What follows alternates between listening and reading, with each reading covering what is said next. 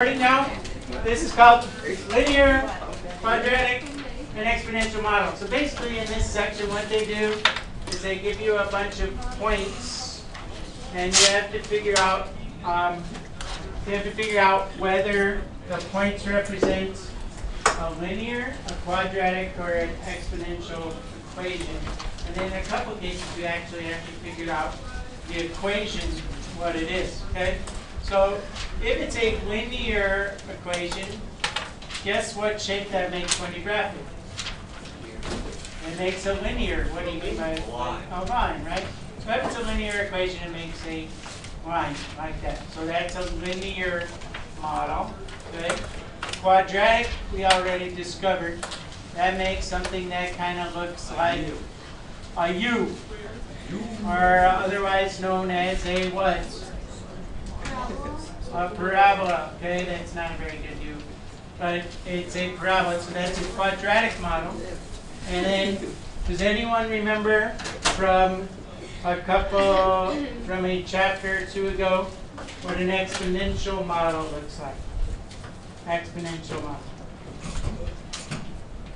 Does anyone remember? Those are things where you're multiplying by something each time. And exponential equations kind of go up and they go up very fast. Or they come down here and they go down and they get increasingly slower. Like this is with like populations of rabbits or interest rates, wabbits, yeah, or interest rates or exponential decay or something like that. These have the equation y equals mx plus b. This has the equation y equals ax squared plus bx plus c.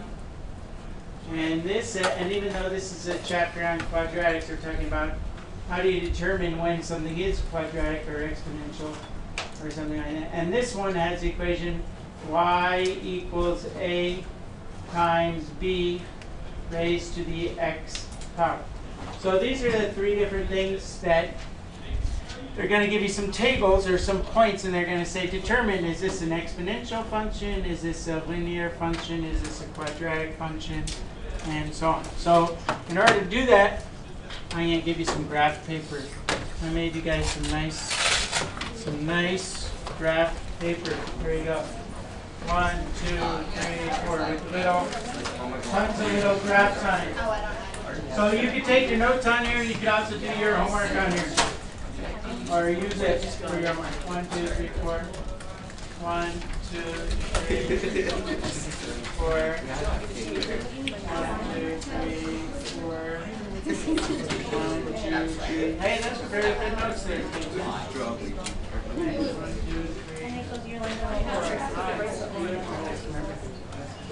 And she has them here. They're not. There you go. Yeah. Gave us one.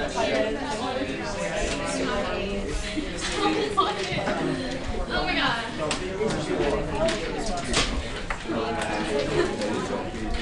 Okay. All right. So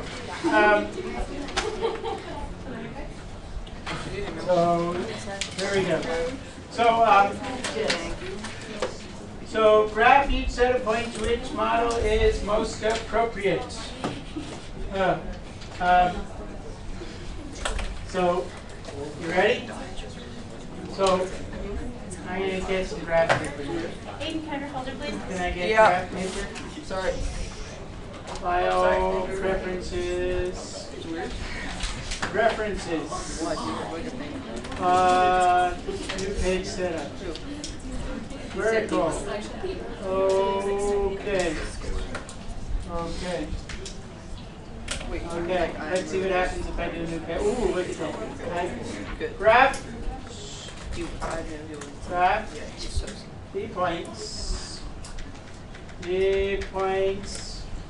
And tell which model is most appropriate. So all you have to do for this is they'll give you a bunch of points and you have to graph them And then like it says, let's make this darker. Solid. Solid. Let's make it thicker. No, we got arrows on both ends. Make it a little thicker. Thicker. Let's see what happens. Look at this. Okay. And then got some points. 1, 3, 0, 0. So usually what they'll do, they'll give you a table or they'll give you a bunch of points. And they'll say X, Y. And here's the points I'm going to give you. 1, 3, 0, 0. 1, 3, 0, 0. Negative 3, negative 3. Negative 1, negative 1. Negative 1, negative 1. And negative 2, 0. Negative 2, 0. Okay? So you guys know how to graph those points? Yes? Maybe on your little graph paper, maybe in the first little one that I gave you, you could graph these points. So 1, 3, I'm going to go over 1 in F3. Yes? Right? 0, 0. Over 0, up 0. Negative 3, negative 3. Back 3, down 1, 2, 3. Did I do that right? Negative 3, down 3. Negative 1, negative 1. Negative 1, negative 1. Negative 2, 0. This doesn't look like it makes any kind of model. I think this should have been negative 3, positive 3. Right? Let's change that one. Negative 3, positive 3. Then it would make more sense. Back 3, up 1, 2, 3. Which model does this appear to be? Linear, quadratic, or exponential? Very good. So all you're doing is graphing the points, and then you say, this looks like a parabola. This must be a quadratic. Quadratic. They spelled that wrong. Quadratic model. Is that hard? Is that hard? All you're doing is graphing points. Let's do one more. Okay. What if I had? You need some time to write that down? We're good? Yeah. We're good. Okay. I think we need a little bit of time. We need a little time. Wait. We have to pause. I'm going to return to here. I'm going to make a new table. I'm going to erase this. Okay. And I do X and Y. I get a new graph with some new points. And we're going to figure out if it represents a linear exponential model. I don't know what it just did there. That's okay. So say I have these points. 0, 2. 0, 2. Negative 1, 4. Negative 1, 4. 2. 2. Yep. No, I'm not making much. 1, 1. 1, 1. What's that? Say it right there. What's that? Negative 1. Negative 1, 4. Negative 1, 4. 1, 1. And 2.5. 2, comma, 0.5. Let's plot these points. 0, 2 is up here. Negative 1, 4 is way up here. 1, 2, 3, 4. 1, 1 is over here. And 2.5 is right here. Who can tell me what kind of model this appears to be? Okay? If I were to connect the points with a curve like this, you see that it would probably continue and go something like this. What do you call that? That's called an exponential model. Okay? Boom, exponential model. Okay? Got it? Yes, ma'am. Oh, they just gave me some numbers. And they'd say, using these points, because a lot of times you'll have points and they'll say, let's try to fit a curve to these points. Okay? So that's an exponential model if it looks like that. I'm not going to do linear models. Now I'm going to give you some rules. Okay?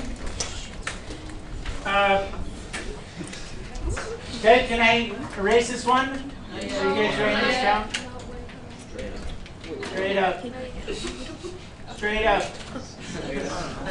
What do you got? What do you got in your cheek there? You don't have a big chalk?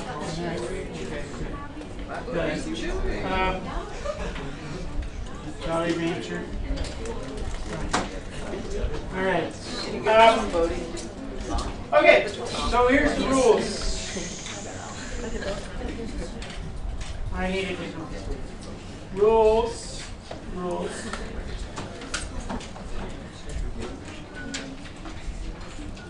For determining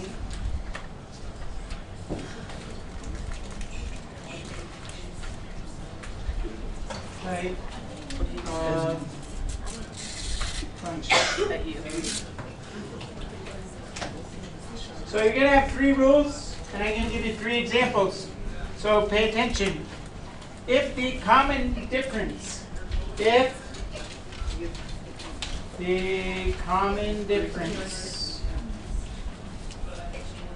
God bless you. You okay, Christina? You have the hiccups? Is a constant.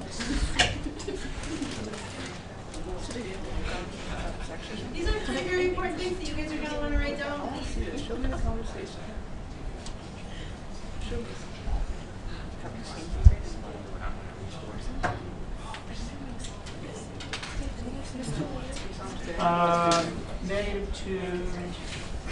-2, -1, 0, 1. Okay. -1, -1, 2, 5, and 8. Okay? So you guys got to pay attention because you got to know what I mean when I say the common difference. Okay? So what you do to determine if something is a linear model, you look at the common difference. What I mean by the common difference, these numbers need to be going up sequentially in order as they are. The next one would be 11, I think. Okay? So the x's go up -2, -1, 0, 1, 2.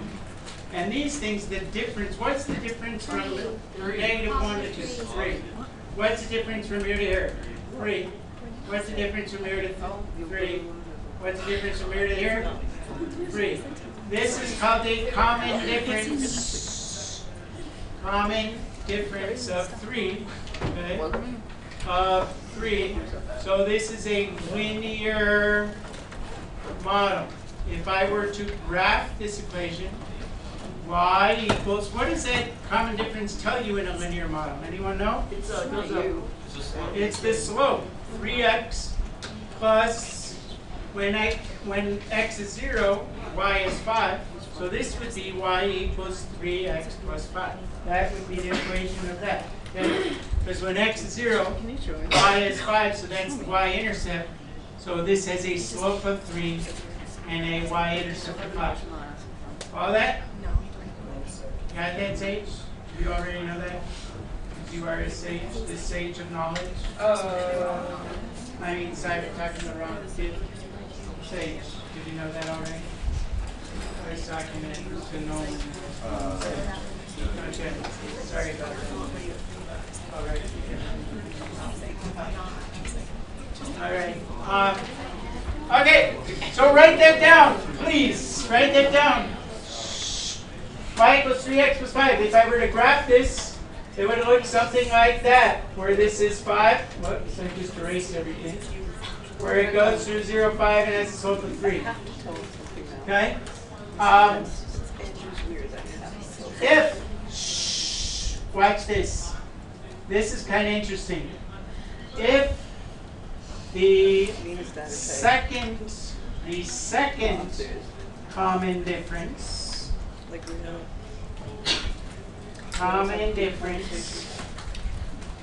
is a constant? Yes, sir. Aiden, Yeah. I can hear you talking. Oh. Is a constant. Then it's a quadratic. Yep. This is rule number 2. 2. If the second common difference is a constant, then it's a quadratic. For example, say I have these points. They give me these points and they say, what type of function is this? Here's x, y. And then you have -3, -2, -1, 0, 1, 2, 3. And over here, I have 8, 3, 0, 8, 3, 0, -1, 0, 3, and 8. Well, first of all, just by looking at these, what type of thing is it going to be? Looking at these numbers, notice that what shape is that going to make without even graphing it? Can anyone look at this? It's going to be a parabola. Why, Jordan? Because if you look at the x, then it's a negative, then it goes positive, and Right. that'll be Very good. Because you can kind of look at it and say that these are going down and then they're going back up again as that goes up, right? But also to find the second common difference. Here's the first common difference. What you do is you subtract. What's 3 minus 8? -5. Okay? So over in this column, I'm going to put the first difference. First difference. Okay? What's 0 minus 3? -3. So I subtract this number minus this number. What's -1 minus 0? -1. What's 0 minus -1? That's kind of tricky. What's a minus? Plus 1. 3 minus 0? 3. And 8 minus 3? 5. Now I'm going to take the second difference. The difference between here and here, between here and here, between here and here, here and here, and here and here. Okay? So second difference, so this is the first difference. Second difference, I'm going to subtract this number minus this number. What's -3 minus -5? It's -3 plus 5. What's -3 plus 5? 2. Okay? So this number is 2. Okay? What's -1 plus 3? 2. Okay? What's 1 plus 1? 1 minus 1 is 1 plus 1 is 2. What's 3 minus 1? 3 minus 1? 2. What's 5 minus 3? 2. See this thing right here? This is called the second common difference, and it's a constant, meaning it doesn't change. Therefore, what I have is I have a quadratic. Quadratic. So that's your second rule. If the second common difference is a constant, then, that should say, it's a quadratic. And if I graph this, it would look like a parabola that looks something like that. Not a very good parabola, but that's the way it looks. Okay? You got that, folks? Yeah. We're good with that? Why do you need to know this? Because we just don't know it. Maybe you're in business and you got to figure out how you want to model the behavior of the thing you're selling. But what if you're not going to sell anything? What are you going to do? Work in something else. What are you going to do when you grow up? A nurse. A nurse? Then you're going to have to be married to a math teacher like my wife. And then you're going to have to... You don't? They don't make enough money? Nope. Probably not. Oh. Rich who?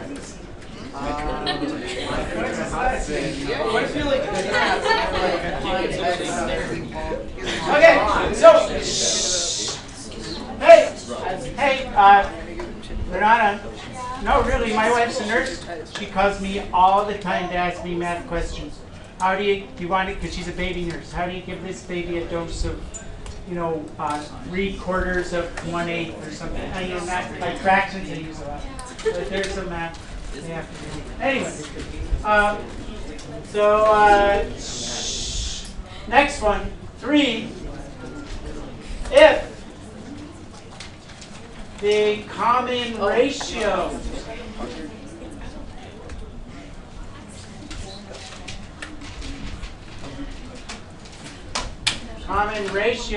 is a constant,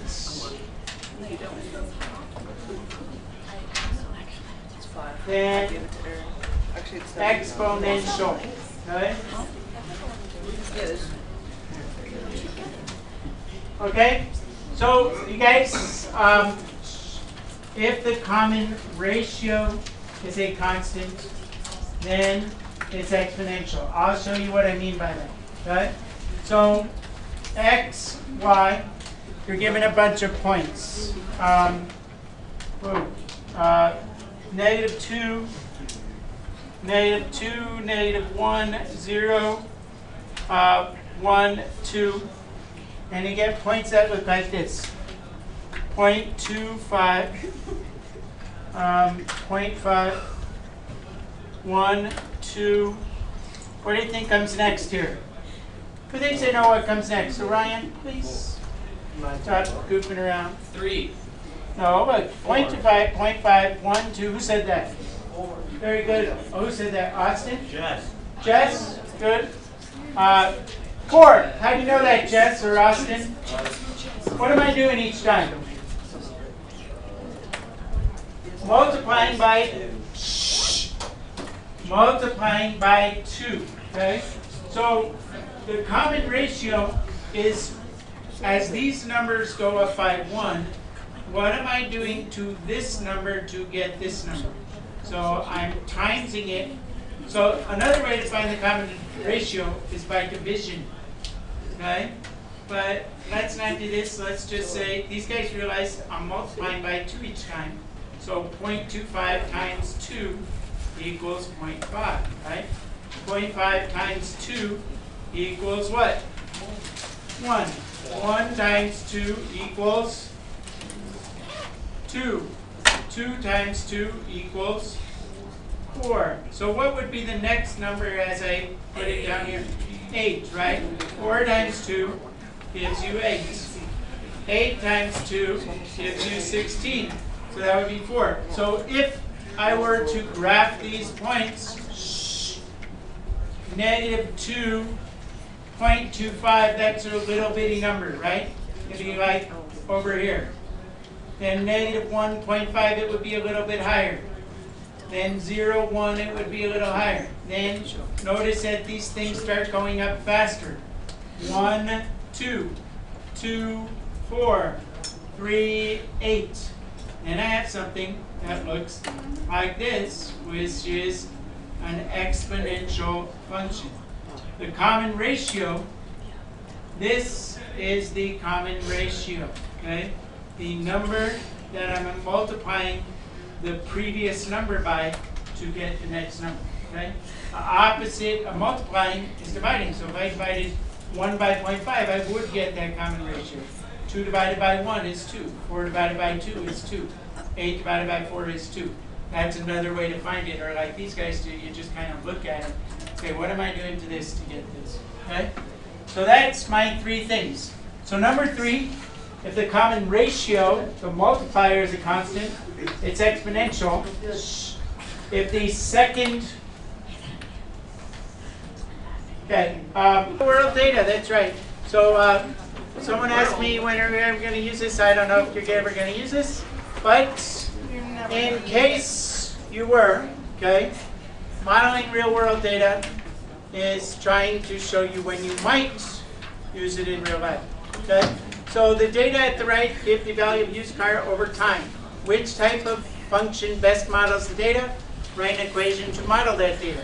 So if I look at this one right here, first thing I want to see if it's a linear, exponential, or a quadratic. Okay? So I subtract, first thing I might check to see if it's linear. Subtract those two. Can anyone do that in their head? What do I get? I got 140 or something. It'd be a negative number because you have to subtract this minus this. Okay, anyone got a calculator? They can do that for me? What'd you get? 1165 minus 12,575. What do you get there, Jasmine? Negative what? Negative 11,000, not 52. No. I don't think 12,000 minus 11,000 is 11. I think that'd be like 1,000. Let's see.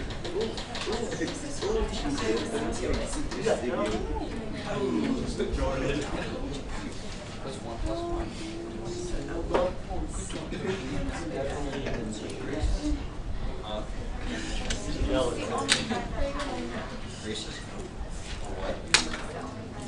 Okay, so I'm going to find the difference. You can use a calculator. I'm going to subtract this minus this. 11,065 minus 12,575. And I get that is negative 1510. You were right. Someone says. Negative 1510. Now I'm going to subtract these two. Okay? 9750. Shh. 9750 minus 11,065, and I get negative 1315. Uh-oh.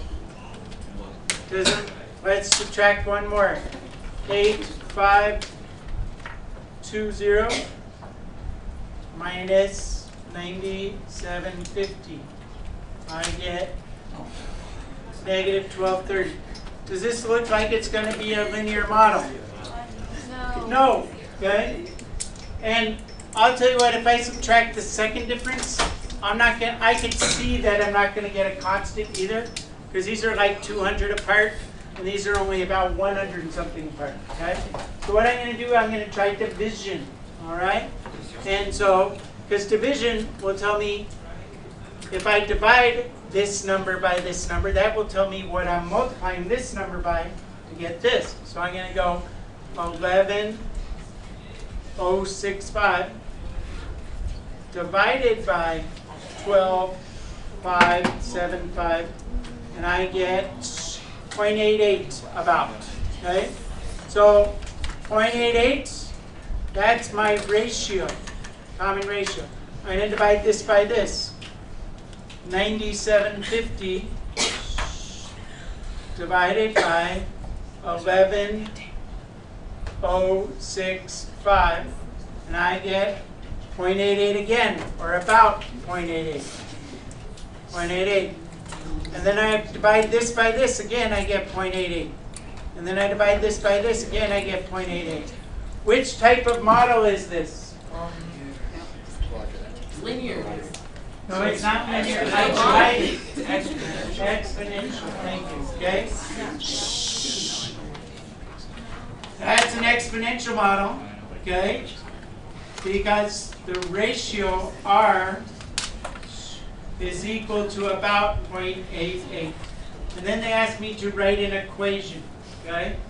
So I'm going to try to write an equation because an exponential model takes the form y equals a times b raised to the x. Well, in this case, 0.88 is b. That's what you're multiplying by each time. Okay, it's not x to the r. So r equals 0.88. What's a? Anyone know what? Anyone remember what a is from when we did exponential equation? A is the very first number. Okay. And so an exponential model for this is a y equals 12,575 times 0.88 That's not a very good place to put it. 12,575 times 0.88 raised to the x power. Because I'm starting with this, I'm multiplying by 0.88 to get this. Then I'm multiplying by 0.88 to get this. And multiplying by 0.88 to get that. That's your exponential model. Okay. You got that? Sure you do. Okay. I'm done teaching. 'Cause